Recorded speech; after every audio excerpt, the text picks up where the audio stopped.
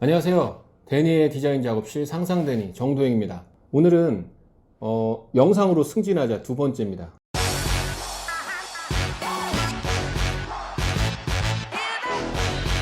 주제를 어떻게 정해야 되는지에 대해서 지난 시간에 말씀을 드리긴 했는데 오늘 조금 더 디테일하게 한번 말씀을 드려보려고 합니다.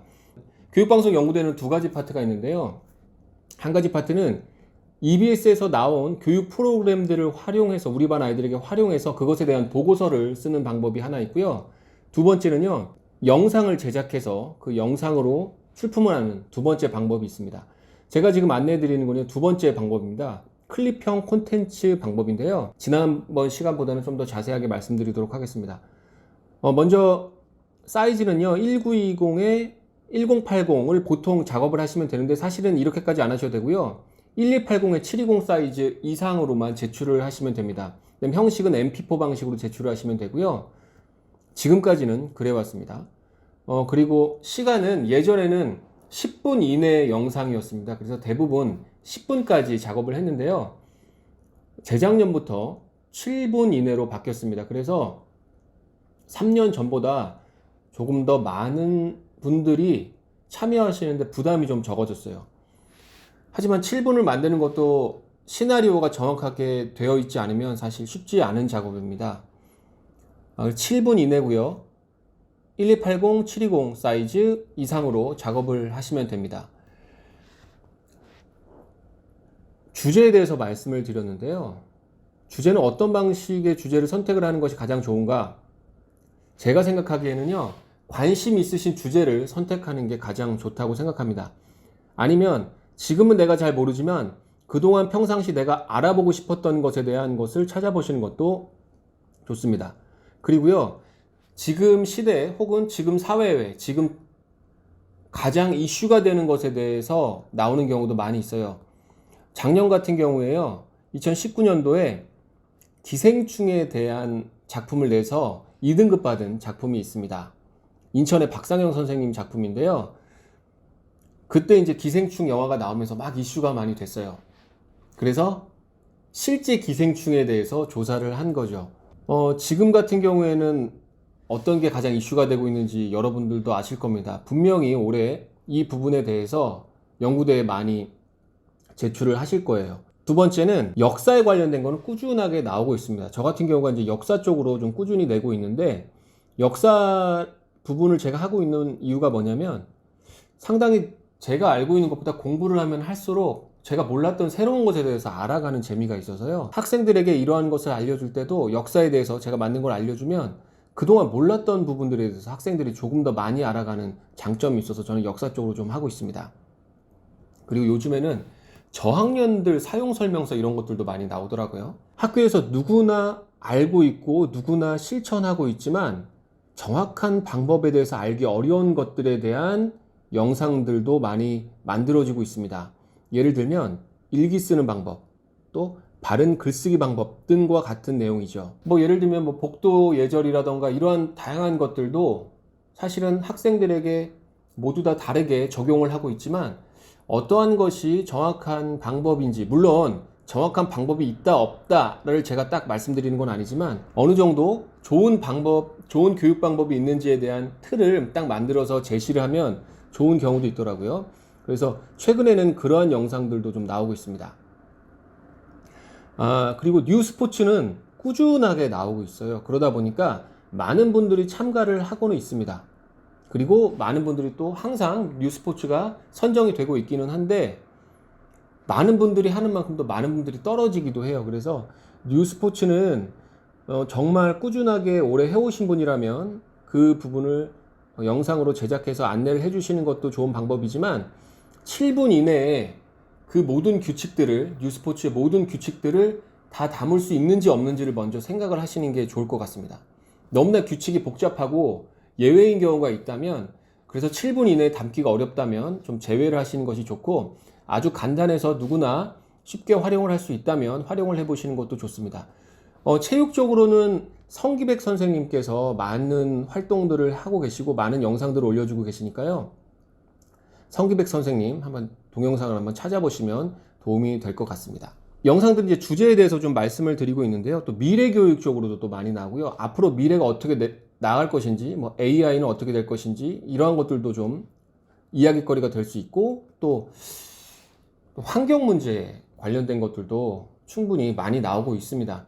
계속 나오고는 있지만 환경 문제가 너무나 넓기 때문에 아직 다루지 않은 분야들이 많이 있어요. 그래서 이런 부분도 한번 고민을 해보시면 좋을 것 같고요. 그런데 이제 방식이 있는데요. 어떠한 방식들로 보통 나오냐면 그동안은 사실 다큐멘터리 방식 혹은 뭐 상황극 방식, 애니메이션 방식 등 이런 것들이 많이 나왔는데 아주 고무적인 게 2년 전쯤에요. 단편 영화 형식으로 출품이 된 게 1등급을 받은 작품이 있습니다. 사실 저도 깜짝 놀랐어요.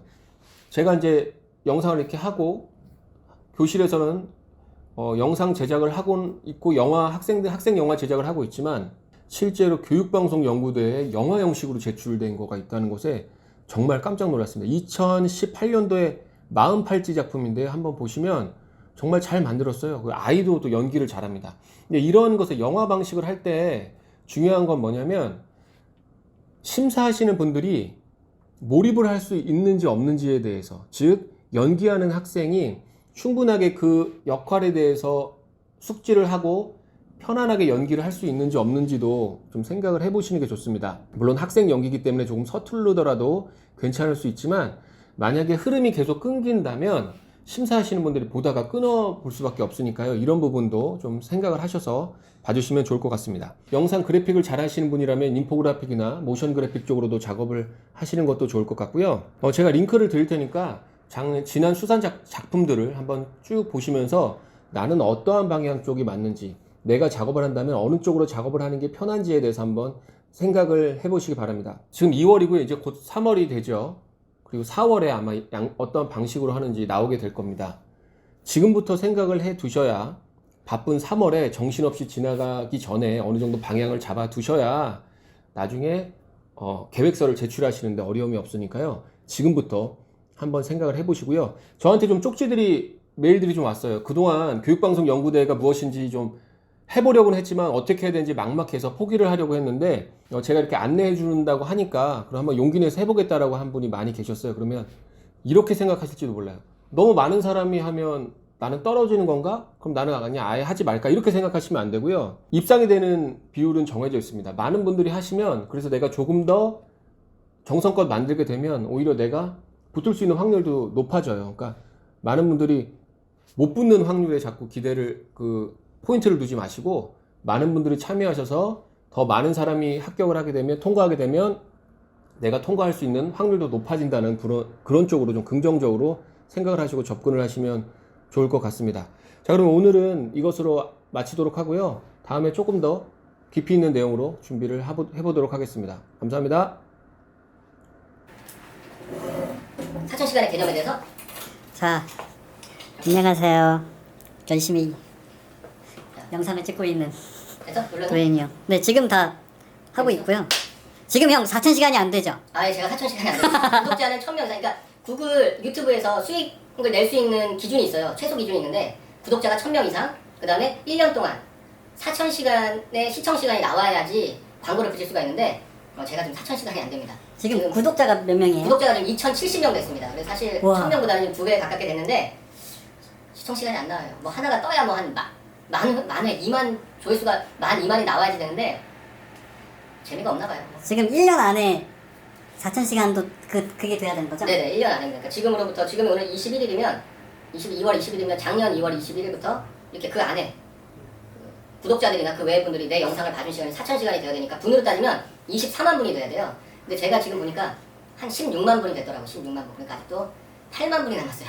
혹시 계산을 해봤어요? 계산? 어떤 계산이면? 뭐 지금 이 상태로 4,000시간이 되려면 네네, 뭐 해봤습니다. 1년 안에 된다는 네네. 보장 말고 그냥 이제 뭐 앞으로의 계산. 앞으로의 계산은 사실 일주일에 한 2개 정도 올리면 조금 더 빨리 될 것 같기는 한데요. 사실 일주일에 2개를 만들려면 너무 힘들 것 같아요. 그래서 일주일에 하나씩은 꾸준히 만들고 사실 요일을 정해서 올리면 좋은데 사실 제가 좀 그렇게 못하고 있는 게 좀 아쉽기는 해요. 근데 현재 기준으로 가면 앞으로 한 1년쯤 있으면 될 것 같기는 해요. 왜냐면 그래프가 그동안 사실 밑에서 이렇게 바닥을 기었다면 최근 몇 개월 동안 좀 꾸준히 올려서 이렇게 시청시간이 올라가고 있거든요. 그래서 앞으로 1년 후에는 광고를 달면 한 매달 한 2,000원 정도의 수익이 있지 않을까. 2,000원의 수익을 위해서 열심히 달려보도록 하겠습니다. 그 저도 학교 지금- 근데 네. 학교가 네. 이제 시작하잖아요. 네. 이제 근데 좀 미뤄졌죠 지금. 아니 아직 안 미뤄지지 않았습니다. 대학교만 아. 미뤄지고요. 초중고는 아직 미뤄지지가 않았습니다. 아주 바쁘게 이제 지금 구독자 몇 명이시죠? 저는 800명이요. 800명 이제 근데 시청 시간은 다 차셨잖아요. 그렇죠? 근데 바로 이제 광고 붙이시겠네요. 재미가 없어서 한 달에 한 40만 원씩은 뭐 나오는 그 가치라고 녹스 인플루언서에 올라왔던데 참고로 제 채널은 녹스 인플루언서에 검색도 되지 않습니다. 정말 난 그 이유를 전혀 모르겠는데 안 나오는 사람들이 꽤 많더라고요. 녹색 인플루언서에. 시간이 30분 돼서 빨리 나가서 영업하셔서 우리 영업방을 가죠.